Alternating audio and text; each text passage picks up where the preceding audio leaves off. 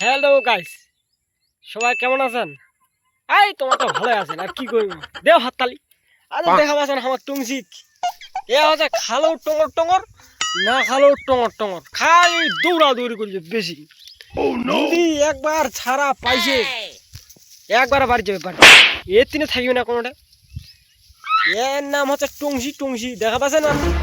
ডেরা নিলেও গেলে টঙর টঙর করে বেড়াই। হ্যাঁ, আর এটা যে আমার গাই দেখা হয় যে ভয় পাচ্ছে, ভয়।